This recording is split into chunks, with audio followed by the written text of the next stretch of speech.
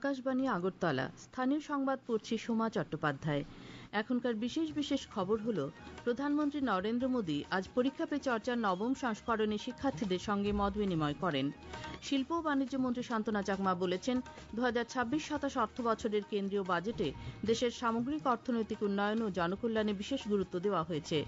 কেন্দ্রীয় কৃষিমন্ত্রী শিবরাজ সিং চৌহান জানিয়েছেন, সারা দেশে এ পর্যন্ত মোট 8,47,00,000-এরও বেশি কৃষক পরিচয়পত্র প্রদান করা হয়েছে।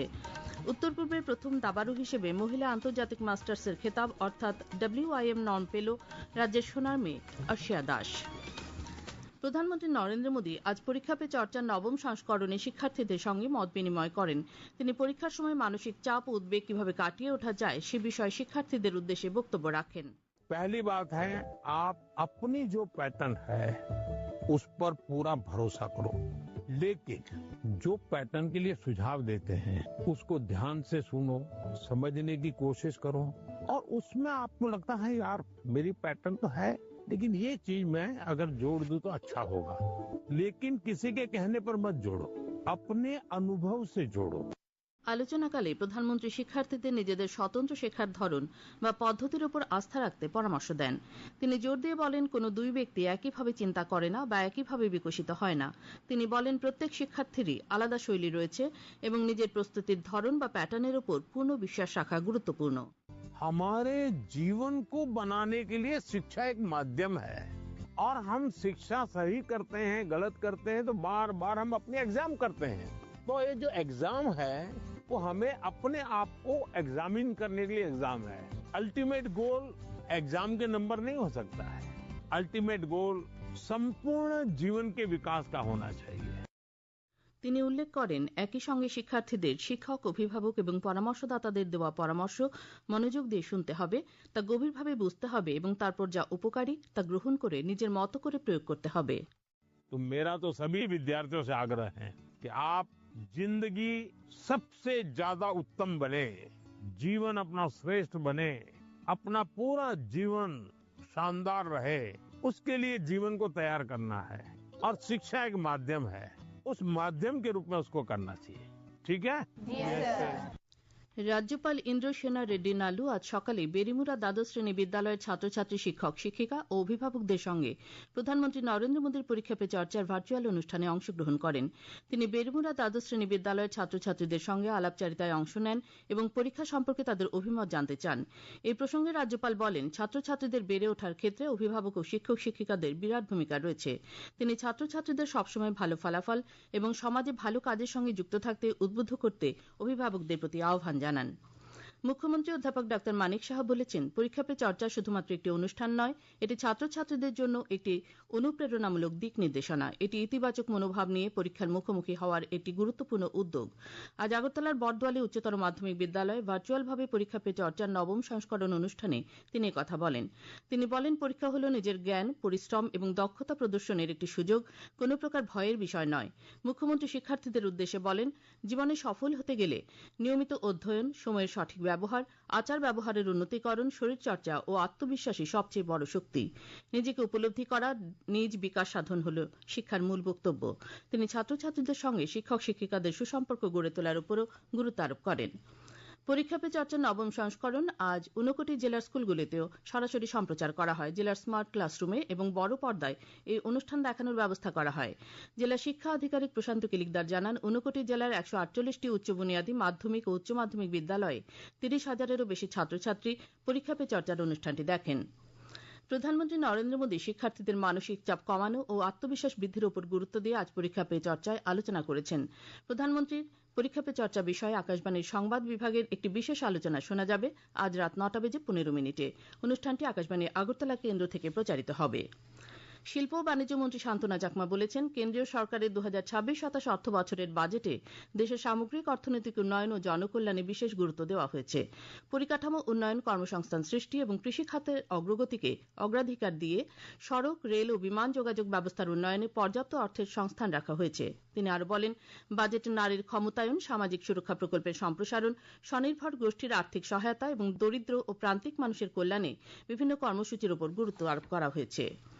সিপাহীজলা জেলা কৃষি বিজ্ঞান কেন্দ্রের উদ্যোগে আজ চরিলাম ব্লকের ছেত্রীমাই গ্রাম পঞ্চায়েতের অধীন ধান খেতে সমন্বিত কৃষি শত্রু ব্যবস্থাপনার উপর এক প্রদর্শনীর আয়োজন করা হয়। ICAR এর অধীন national research institute for integrated pest ম্যানেজমেন্টের আর্থিক সহায়তায় স্থানীয় কৃষকরা বিজ্ঞানভিত্তিক জৈবিক পদ্ধতিতে কিভাবে নিজেদের ফসলকে কীটপতঙ্গের হাত থেকে রক্ষা করতে পারেন তা হাতে কলমে শেখানো হয়। আগরতলা সরকারি মেডিকেল কলেজ ও জিবি হাসপাতালে আগামী 9 ফেব্রুয়ারি থেকে দিনরাত 24 ঘন্টা MRI পরিষেবা পাওয়া যাবে। জিবি হাসপাতালের মেডিকেল সুপার ডাক্তার বিধান গোস্বামী আজ এই খবর জানিয়েছেন। আপনারা এই খবর শুনছেন আকাশবাণীর আগরতলা কেন্দ্র থেকে। আকাশবাণীর সংবাদের আপডেট পেতে লগ ইন করুন www.newsonair.com এবং নিউজ অন এআইআর অ্যাপ এবং টুইটার ও ফেসবুক প্ল্যাটফর্মে এআইআর নিউজ অ্যালার্টসে। ইউটিউবে লক্ষ্য করুন নিউজ অন এআইআর অফিসিয়ালে। এছাড়াও আকাশবাণী আগরতলা সংবাদ আপডেট পেতে দেখুন টুইটার বা এক্স হ্যান্ডেলে আকাশবাণী নিউজ আগরতলা, ফেসবুকে এআইআর নিউজ আগরতলা এবং ইউটিউবে আকাশবাণী নিউজ আগরতলা। সারা দেশে এ পর্যন্ত মোট 8,47 লক্ষেরও বেশি কৃষক পরিচয়পত্র প্রদান করা হয়েছে। সরকার 2026-27 সালের মধ্যে দেশে 11 কোটি কৃষকের পরিচয়পত্র তৈরি করার লক্ষ্যমাত্রা নির্ধারণ করেছে। আজ রাজ্যসভায় প্রশ্নোত্তর পর্বে কেন্দ্রীয় কৃষিমন্ত্রী শিবরাজ সিং চৌহান জানান, বর্তমানে 19টি রাজ্যে কৃষক পরিচয়পত্র তৈরি করা হচ্ছে। এই রাজ্যগুলির মধ্যে রয়েছে উত্তরপ্রদেশ, অন্ধ্রপ্রদেশ, আসাম, বিহার, ছত্তিশগড়, গুজরাট, হরিয়ানা, হিমাচল প্রদেশ, কর্ণাটক, কেরালা, পাঞ্জাব, ওড়িশা এবং তেলেঙ্গানা। তিনি আরও জানান, 2,90,00,000 কৃষককে নেশন ক্রপ ইন্স্যুরেন্স পোর্টালের সঙ্গে যুক্ত করা হয়েছে। প্রধানমন্ত্রী নরেন্দ্র মোদী বলেছেন, ভারত সরকার, নাগাল্যান্ড সরকার এবং ইস্টার্ন নাগাল্যান্ড পিপলস অর্গানাইজেশনের প্রতিনিধিদের মধ্যে স্বাক্ষরিত চুক্তিটি জনগণের জন্য নতুন সুযোগ ও সমৃদ্ধির পথ খুলে দেবে। আজ স্বরাষ্ট্রমন্ত্রী অমিত শাহের একটি পোস্ট সামাজিক মাধ্যমে শেয়ার করে প্রধানমন্ত্রী জানান, এই চুক্তি পূর্ব নাগাল্যান্ডের উন্নয়নের গতি আরও ত্বরান্বিত করবে। তিনি আরও বলেন, এই চুক্তি উত্তর পূর্বাঞ্চলে শান্তি, অগ্রগতি এবং অন্তর্ভুক্তিমূলক উন্নয়নের প্রতি সরকারের অটল অঙ্গীকারের প্রতিফলন। বিরোধী দলনেতা জিতেন্দ্র চৌধুরী আগরতলা পুর নিগম এলাকা থেকে উচ্ছেদ হওয়া হকারদের ব্যবসা বাণিজ্যের জন্য স্থায়ী পুনর্বাসনের দাবি জানিয়েছেন। তাছাড়া যানবাহনের লাইসেন্স প্রদানে নিয়ন্ত্রণ রাখার জন্য রাজ্য সরকারের কাছে দাবি জানানো হয়েছে।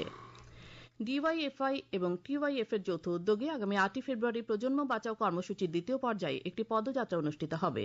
আজ আগরতলা ছাত্র যুব ভবনে আয়োজিত এক সাংবাদিক সম্মেলনে একথা জানান ডিওয়াইএফআই এর রাজ্য সম্পাদক নবারুণ দেব। তিনি জানান, নেশা, জুয়া ও দুর্নীতির বিরুদ্ধে এবং সন্ত্রাসমুক্ত ত্রিপুরা গড়তে এই কর্মসূচি হাতে নেওয়া হয়েছে।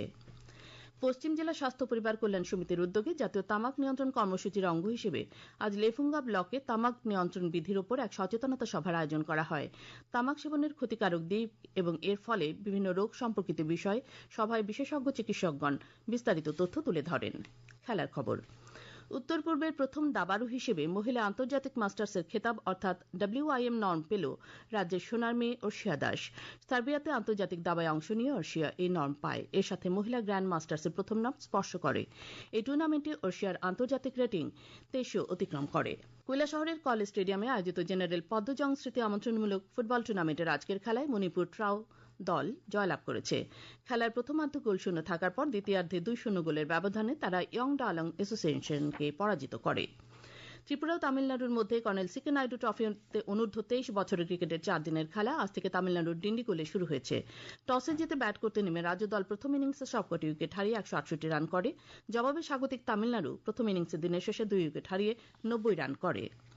মহিলাদের জাতীয় সিনিয়র ক্রিকেটের সীমিত ওভারের আসরে গ্রুপের প্রথম খেলায় ত্রিপুরা পরাজিত হয়েছে। আজ রাঁচির তাওরিয়ান ওয়ার্ল্ড স্কুল মাঠে অনুষ্ঠিত খেলায় হায়দ্রাবাদ 58 রানে রাজ্য দলকে হারিয়ে দেয়।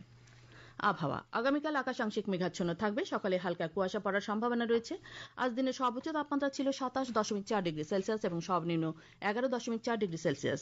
আগামীকাল দিনের সর্বোচ্চ তাপমাত্রা 28 ডিগ্রি সেলসিয়াস এবং সর্বনিম্ন 11 ডিগ্রি সেলসিয়াসের কাছাকাছি থাকতে পারে। শেষ করার আগে খবরের বিশেষ অংশগুলো আরেকবার পড়ছি। প্রধানমন্ত্রী নরেন্দ্র মোদী আজ পরীক্ষা পে চর্চার 9ম সংস্করণে শিক্ষার্থীদের সঙ্গে মত বিনিময় করেন।